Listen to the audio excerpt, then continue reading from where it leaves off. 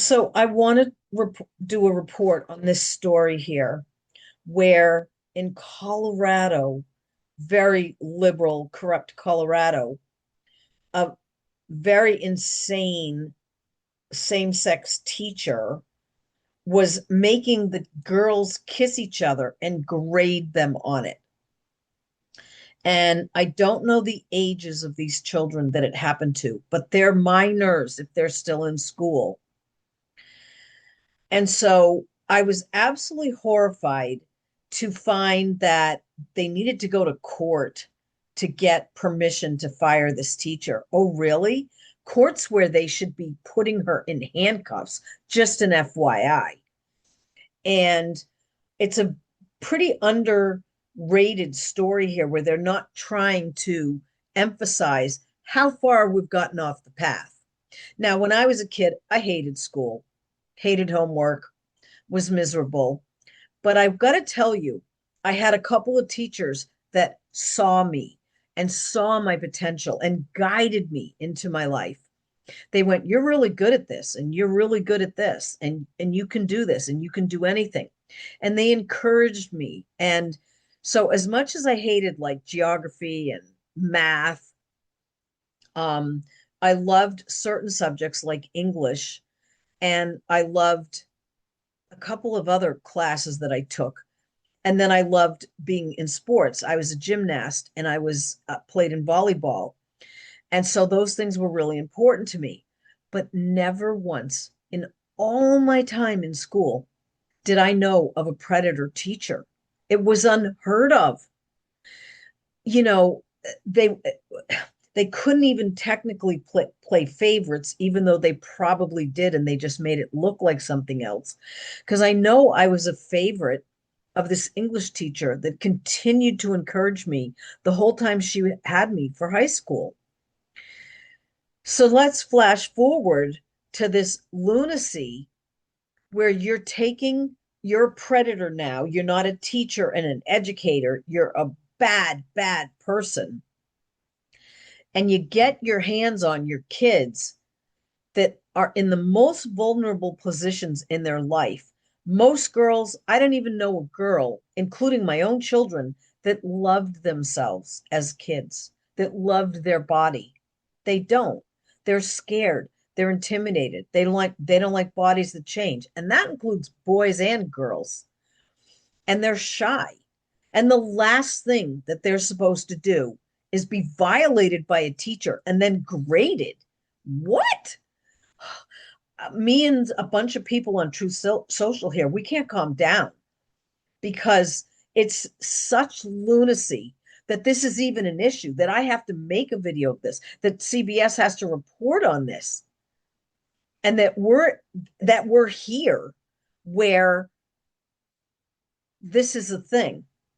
After I graduated high school, the worst thing I ever heard of happening was that a teacher had crossed the boundary lines with a student and had sex with that student. And I remember she went to jail and they weren't supposed to be in touch and all that stuff. That was lunacy of a normal kind of lunacy where somebody's just mentally not okay with this big, gigantic boundary line between her and these kids.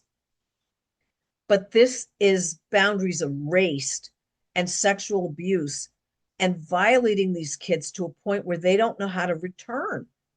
How do you, who don't even have a sexual identity yet, get forced in public, some room with your teacher, and God knows if they put it on video or not. She probably did, so she could look at that shit at home later. But to make them kiss each other and then grade it. What? You don't even get graded on your private love life with a lover. If it doesn't work, they break up with you. But it's between four walls so that you and whoever it was and the four walls know. And that's how we grew up, is that our love life is private. Our body is private. Who we tell, it's private. And we don't have to get graded on it. Who's in charge of a grade of what it looks like to kiss someone else anyway? It's a crime upon another crime. It's making people almost do porn in front of you in a school setting. Say what? And we've watched a lot of lunacy, but this is where it's going because she hasn't gone to prison. She just got fired. And that is not enough. And we need to help these kids that were set up and traumatized and and put out to perform when they weren't even ready because they're minors, and with people they didn't choose but with someone their teacher chose. I mean, there's just so much packed into this, it's impossible. So we need to fight, and I've asked some of these big sites to help get consequences for this teacher. That should be the least of our issues. But there's this whole other element, and I want to talk to the moms and the kids if they can listen, because this is just devastating and it's insane and it's lifelong.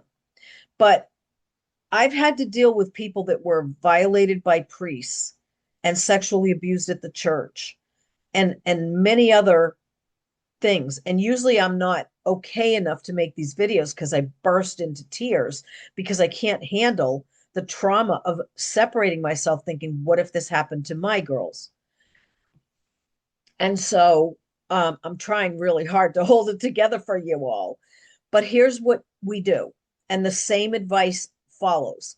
So when someone steals your right to your innocence and to a chapter of your journey, that's all we're going to give them. And what you do, it's not how we fall, it's how we rise.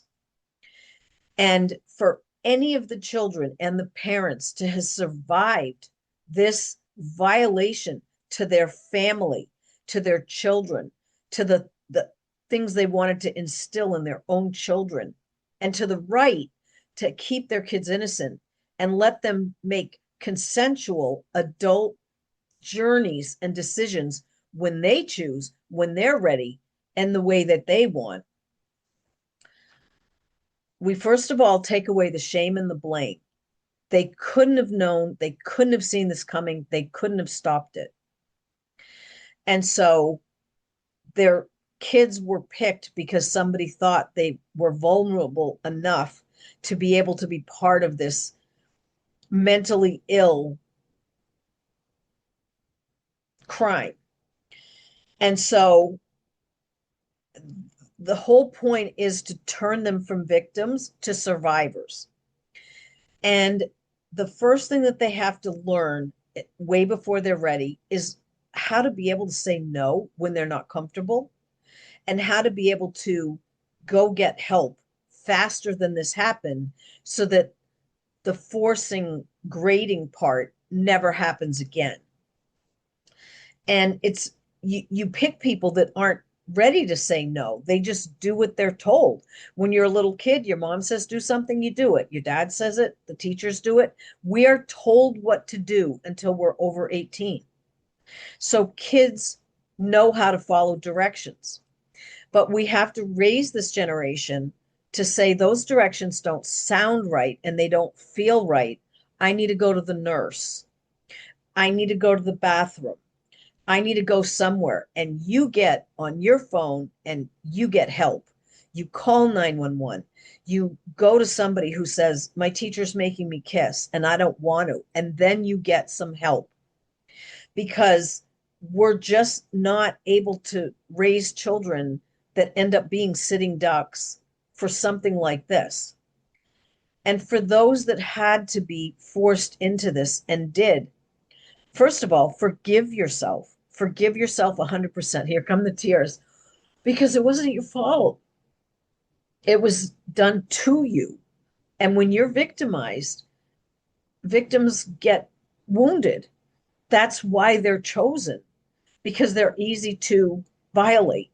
And the best people on earth have the hardest journeys and the most obstacles to overcome. If you have had a simple sail through white picket fence life, good for you, but that isn't typical and it's not how it really works. And I have seen that the most vulnerable children are the ones that suffer the most, but become the best people and choose to not let any of that kind of thing define them, to move past it, and to then make sure it doesn't happen to anybody else.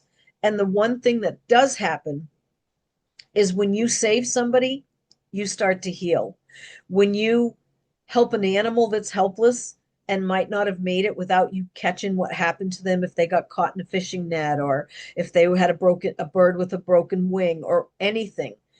When you start to heal something else, you start to heal yourself. Probably why I make these videos, because I like to heal people, because I got healed from a lot of things that happened to me that weren't this, but they were other things. And I feel great when I heal people. But what you need to do is not strike out in anger and not hold it in and stay mad so that you want to go victimize someone else. That's how everybody broken stays broken.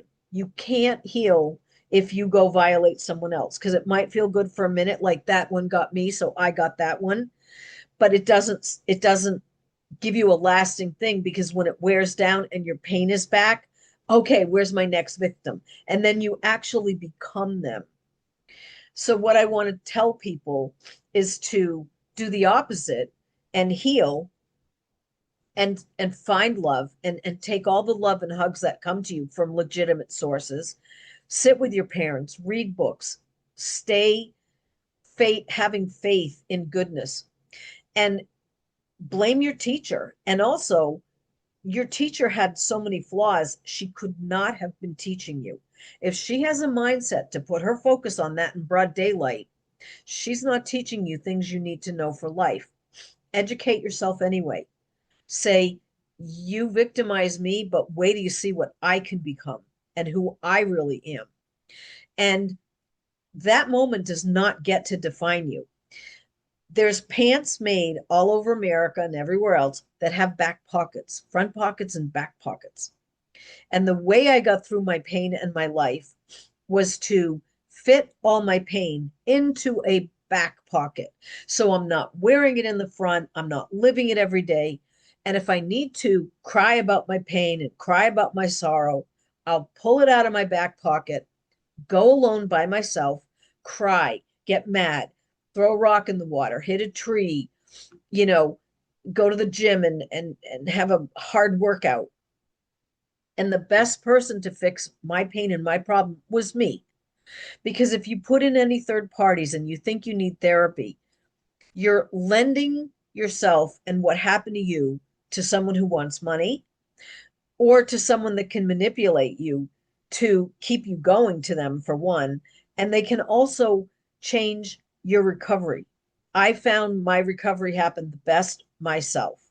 When I felt bad and I needed to deal with it, I ended up saying, how can I feel better? What do I need to feel better? Whether it's have an ice cream, go to the mall, go for a walk, see a sunset, go to the beach, whatever. That's what you do to feel better. And when you feel better, then you get power. And then you learn, what else can I feel better? Some more. Oh, I know a kid that needs this. I know a lady who's old and she wants her dog walked, and I'll go do something lovely. And then when you help people, you reevaluate your goodness and your worth. And then again, stick that little thing she did right back in the back pocket.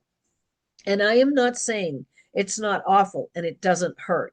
I am saying it is not the end of you and it is not how you define yourself.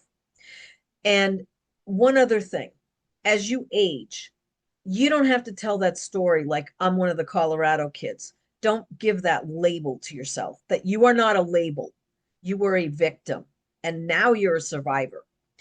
And I feel like the less people that you tell that story, the more healed you will be, because there are people that will look to break you as you go apply for jobs and you want to have a whole new self and a whole new life. Don't let them. Don't ever give anybody a weapon. And I don't even think it's a kind of thing that you want to tell a best friend. There's no need as you go on to keep reliving this crime that happened to you. You always get to blame the predator, the teacher, and just bypass her, get better than her, be smarter than she is, learn out out everything that she could have possibly taught you, and then watch her bite your dust, because hopefully she'll be behind bars having to think about it for a very long time. And although I would homeschool any kid that I had now, there are many kids that they're put into a school system. And bullying is one of the biggest things that happens to kids. Aside from the fact that this is a crime, to then take it to the level where the students that had that happen to them are then bullied brings a whole new level of trauma to them. And they have to be able to fight that. So it might be time to change schools. It might be time to have talks with them. If they're too in pain, listen to your child and make decisions on their needs. And sometimes that includes leaving the state, moving, taking them out, homeschool, changing schools. But your child cannot survive a crime that happened upon her on top of bullying about it. So it's going to evolve a lot of things that people have to decide very rapidly. But they need support, they need love, and they need people that will let them deal with this privately rather than put it on neon lights somewhere that this happened to my child.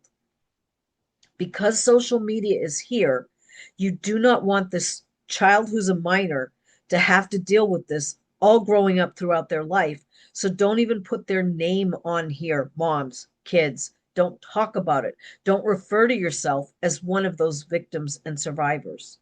Just keep it to yourself. And it's a very little teeny tiny need to know basis that anybody needs to know what they did to this child. That's your child. And love to all of them and strength to all of them. But be smart, everybody. Don't try to put your child on TikTok and whatever all these other sites are for attention and views and clicks and turn them into a Colorado student celebrity. Let them have a childhood, a private one, and teach them that what happened to them was a crime, and hold them and hug them. And if it happened to my kid and she was 12, 14, 16, 18, whatever, and she needed to sleep next to the bed with me until she recovered because she was probably shaken in bed, do it. That's what you do when you're a mom. You listen to your kid and you say, what do they need? And you are there for them. And they will need help throughout life. And if sometime it comes out of their back pocket and you're the one they need to talk about it with, drop everything and hear them and give them the same loving advice. Someone committed a crime upon you, honey. I'm sorry. I'm sorry I wasn't there. I'm sorry I had you in that class. I wasn't there to protect you. I would have knocked that teacher senseless if it was possible, but I did the next best thing. I tried to make sure you can heal. I tried to make sure I heard you, and I switched schools. I homeschooled you. Whatever I did so that you were protected until you're 21 years old. I know the age is 18, but I'm going 3 years extra because I want you to be a complete adult before you have to make decisions about yourself. That's what you do. That's a mom. Now I have to cry, so I'm going to end, but that's what it's going to take to heal these people. And do not post them and their names all over social media. They need to be protected. There are minors. Thank you.